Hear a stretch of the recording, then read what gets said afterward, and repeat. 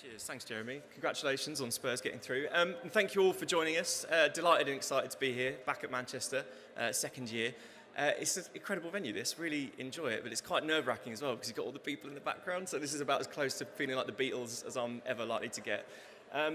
So as I say, thank you for joining us. This is usually being the first presentation up where I'd make a joke about buyer's remorse, but considering the tickets are free, I think you'll all agree that you'll get what you pay for.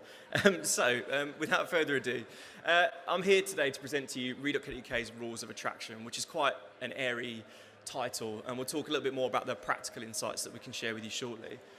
But first, I just wanted to set the scene a little, just to suggest that ONS figures released at the top of the year suggest that recruitment and employment is an all-time high. So there are more people in work than there have been over the last 10 or so years. And we know from numbers that are taken from Read.UK that jobs advertised is up 10% year on year. So there are less people that are unemployed and there are more vacancies being advertised. And I think all of this paints a picture, and what I'm sure you guys are all experiencing yourselves, in that it's never been harder to attract and retain talent for your businesses. So how can Read.UK help? Well, as we mentioned, insight is always key. And for a number of years, you may have seen some of our presentations previously, we've built up over the course of 4 or 5 years a number of insights that we're able to use to kind of track trends as they've progressed through the years. And this year we've just given it a brand new title. But this is our research in a nutshell. So we have 4,000 responses. I wish we had 10,000. 4,000 responses, 2,000 of those are from Read.UK users in January.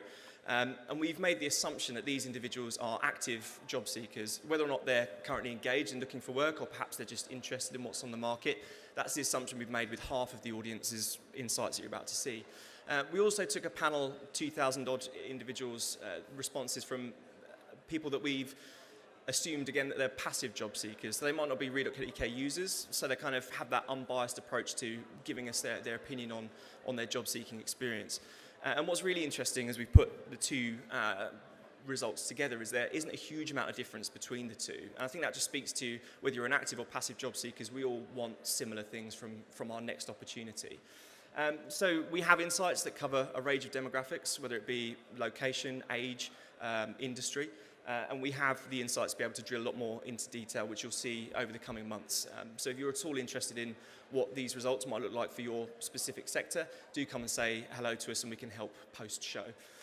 So my job in the next 15, 20 minutes or so is to take these 6 abstract concepts and make them make sense. And we'll start, and where better to start than with a nice hot cup of coffee, which is a loosely crowbarred segue into talking about giving people a fresh start.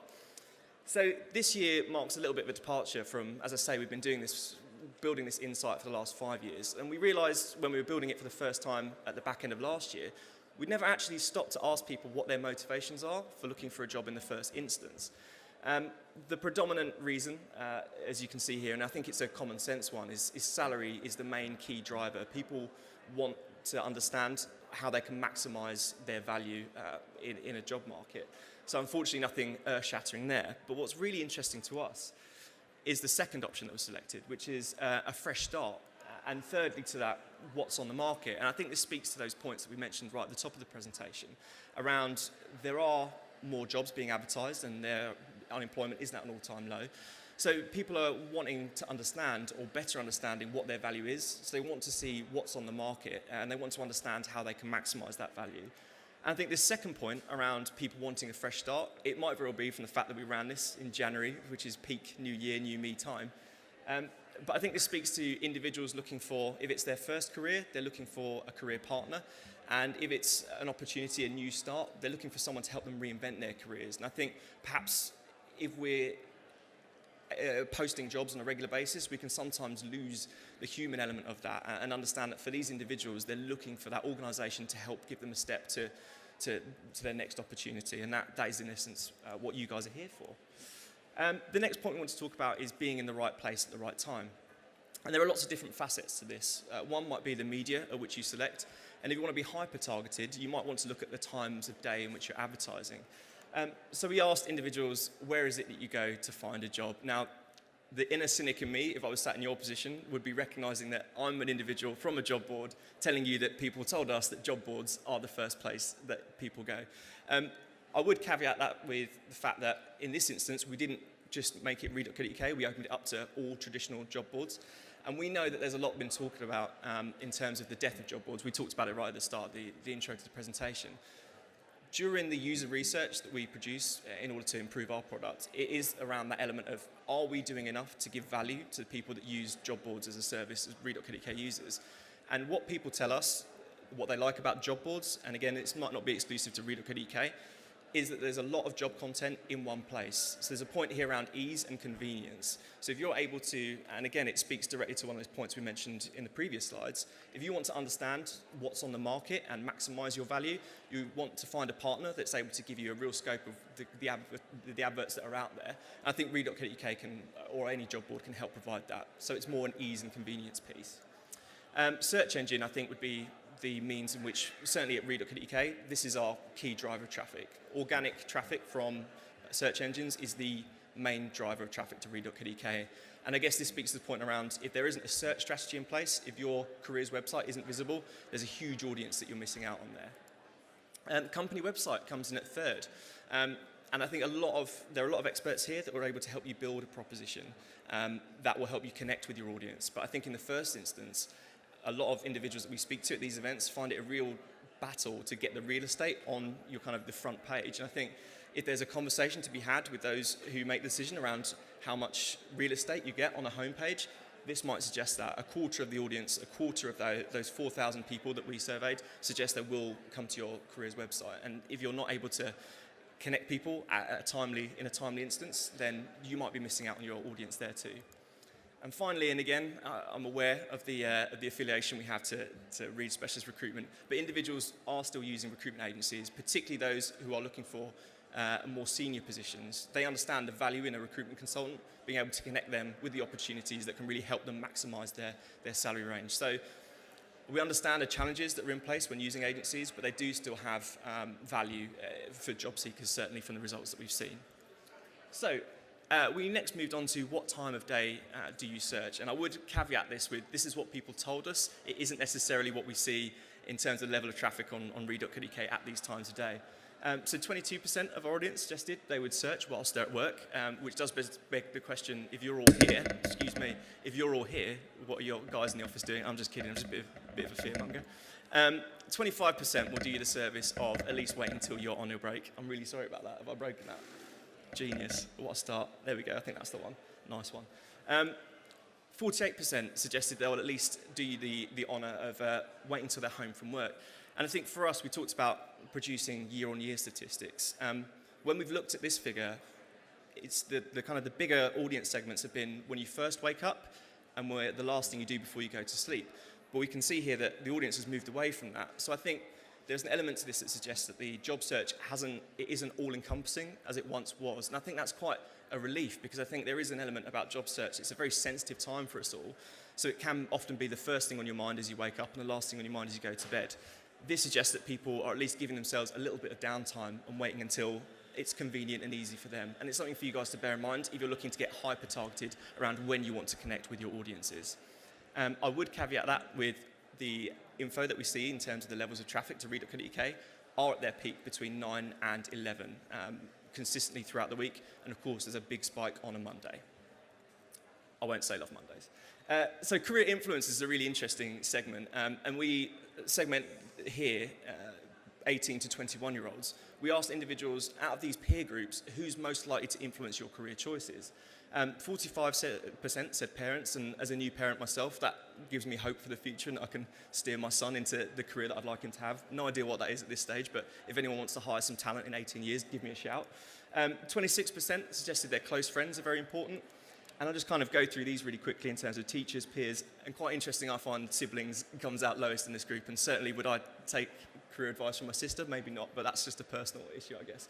And I guess what this speaks to here is, if you're looking to connect with younger talent, are there audiences that you can help to win over that talent in terms of the race and the challenges that we face in hiring younger people?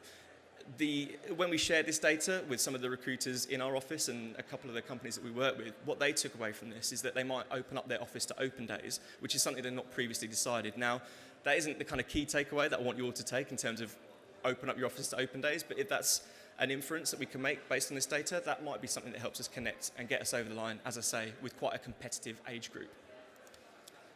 56% suggest that applying for jobs on mobile is a preference to laptop or desktop. And I think, again, this speaks directly to a trend that we've seen over the past 5 years and is only going in one direction.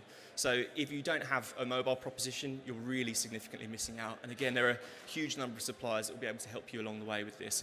And similarly, if your other suppliers aren't mobile optimized, we need to be getting onto those individuals because it's a huge way in which our audience chooses to engage and interact with us.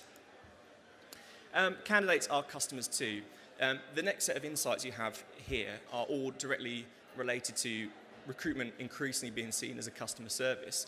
And individuals expect to engage with the recruitment function very similarly to how they do with the consumer brands that they use on a daily basis.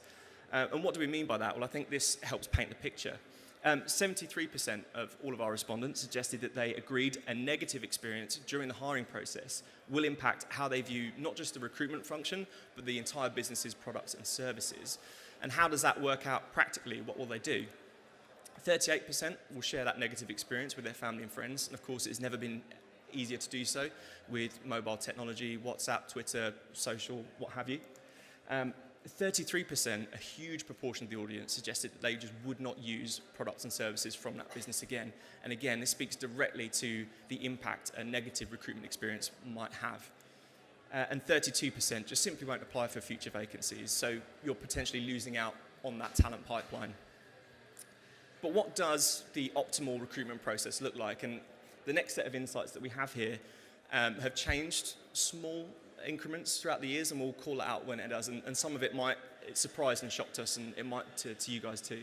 75% suggested they expect at least a confirmation of their application, and in a lot of instances this just might be an automated message, and it's just a receipt, and it's just an acknowledgement that the time that they've made to make the application is being valued by yourselves, the recruiter. 39% expect that to take place within the first 24 hours. And again, I think this might be achievable when we look to the technologies and the providers that we use to help us automate this through CRM. 78% of our survey respondents suggested they do expect to be informed even if they've been unsuccessful in their application. And again, I think this speaks directly to valuing individuals' time that they've made, and it gives a sense of closure. We talked a little bit earlier about how this is a time of increased sensitivity. And I think if we're able to provide people with closure, they're not remiss to hearing bad news. It just allows them to focus on the next opportunity, and it doesn't leave a negative connotation in not being applicable on this time out for you guys. And it means that you don't miss out on someone who in 5 years' time might mature into the kind of person you want to bring into your business. So if there's ever been a barrier in terms of handing people bad news, we should be looking to remove that, because it's more increasingly becoming an expectation of all job seekers. If no contact has been made, and again, this isn't kind of news to anyone here, I imagine, in 5 days, 25% will assume they've been unsuccessful, and in 14 days, most likely you'll have lost out on those candidates, and I think that stands to reason. So there is an element here about the timeliness of our engagement with our audience as they enter the application process. This was the most kind of striking insight that we received, we feel, in this section. 73% of candidates expect to be interviewed within a fortnight, which, when we talk to our own hiring teams, is a huge challenge, and in a lot of instances just simply not possible when you consider the hiring managers that are in play and the processes we already have in place. A huge 91% suggested they expect to be offered a job within 3 weeks, and these are the most demanding set of results we've seen in the 4 or 5 years that we've been running this kind of insight and this survey. And I guess what this speaks directly to is that there's a huge disconnect between what candidates perceive and what we as recruitment teams are able to deliver.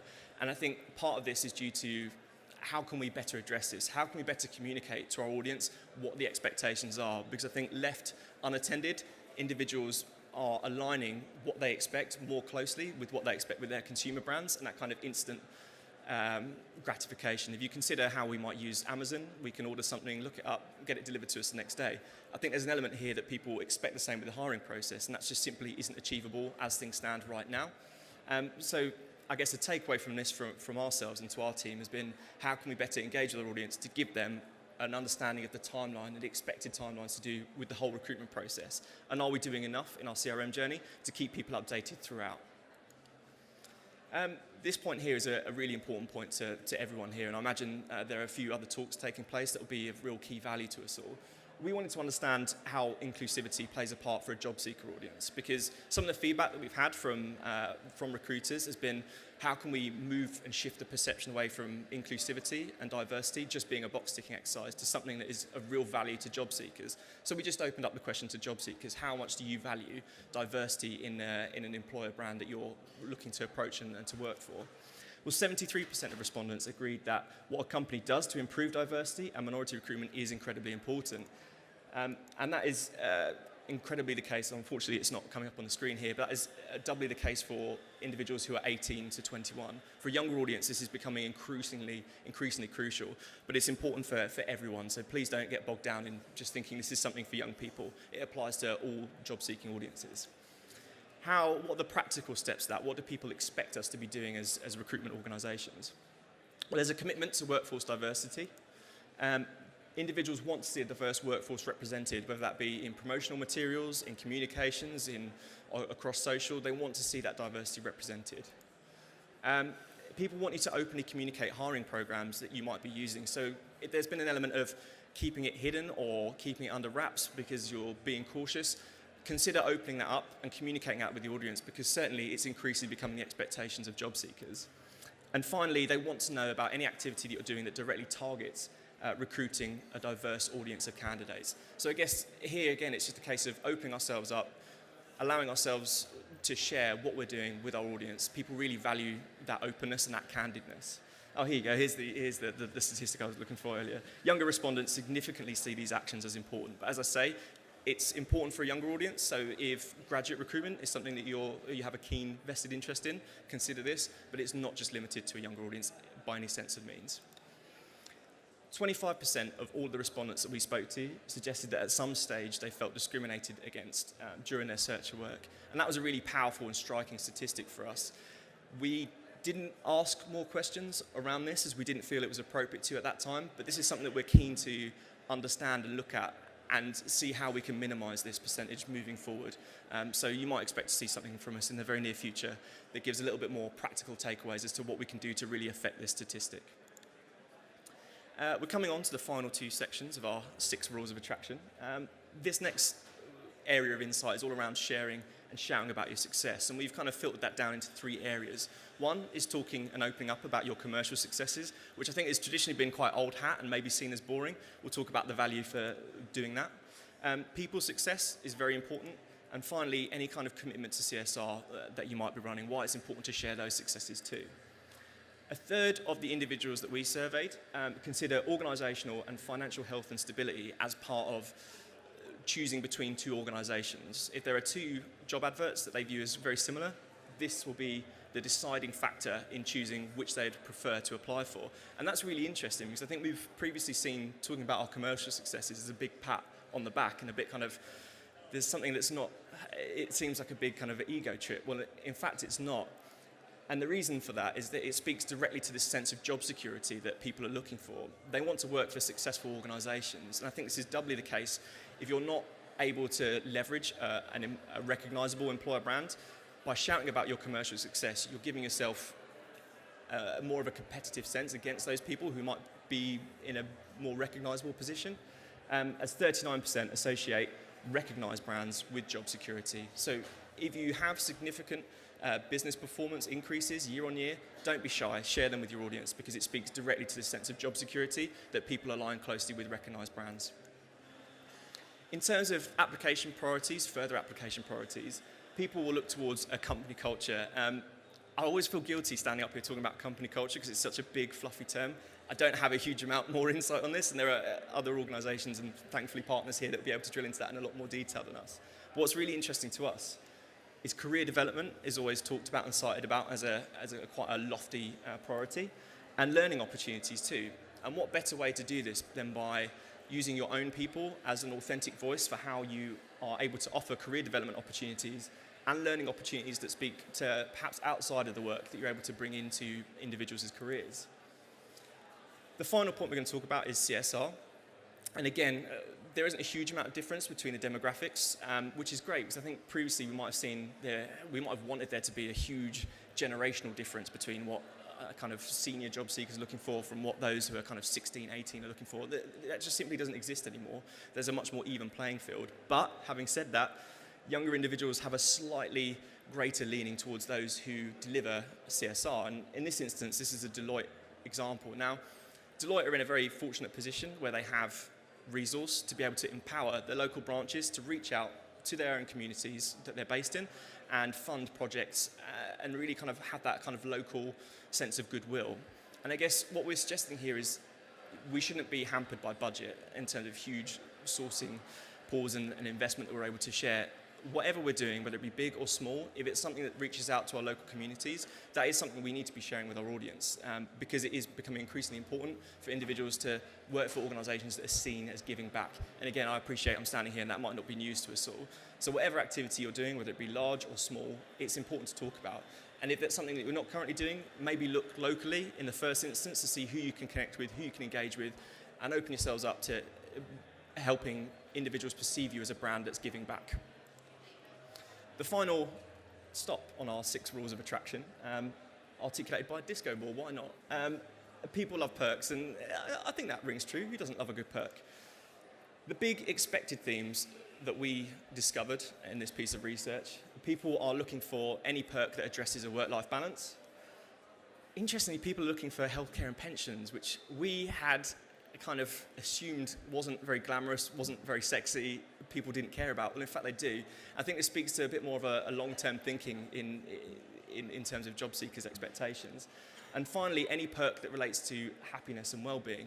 There's a really good point that was raised when we presented this piece of research in Bristol around should we see happiness and well-being and work-life balance as a perk? Should they not, in fact, be their own areas that we should look to invest in outside of just being perceived as a perk? And it was something that struck me and kind of stayed with me, and certainly I think bears us doing more insight into in the future. And again, that's something we should look to do, and you might hear from us in the near future.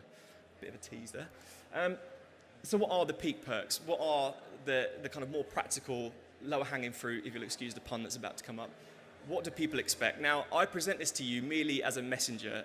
I certainly wouldn't want you guys to think that I'm suggesting you go away from this session and deliver all of these items. And I think some of the fun for us is presenting these and having the conversation around what we think would work and what we think wouldn't. But I'm merely the messenger, so please don't shoot.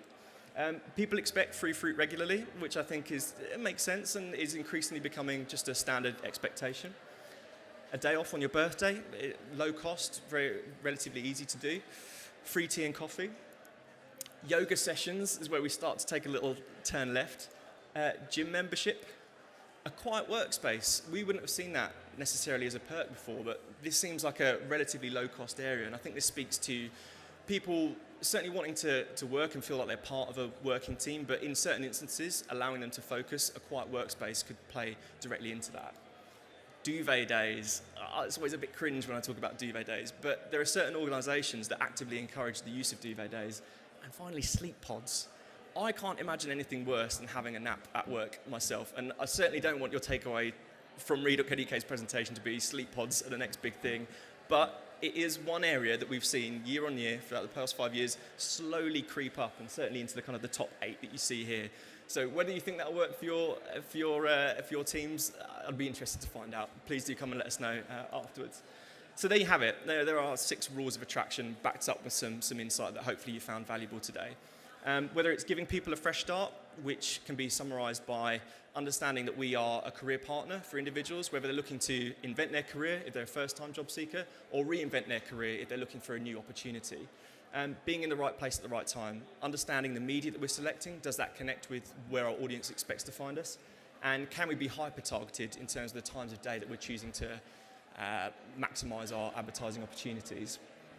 Candidates are customers too, and understanding that the consumer approach is certainly what people expect from the recruitment process, and there are huge demands on us from our candidate audience. What can we do to be informing them of the correct timelines and when to expect things to happen? Celebrate inclusivity. We shared with you the practical ways that we might do that as businesses, because increasingly it is important. It's not a box-ticking exercise as it might have been perceived for us. it's increasingly becoming an expectation of our candidate audience. Shouting about your success, whether it be business performance, your commitment to career progression and development, or any CSR activity that you're partaking in. And finally, just understanding that people love perks, and in an industry that's increasingly becoming hyper-competitive, those small perks might just give you a competitive edge. If you can be quirky and innovative, please don't just boil that down to sleep pods. So that's all I had for you today. Thank you all for your attention.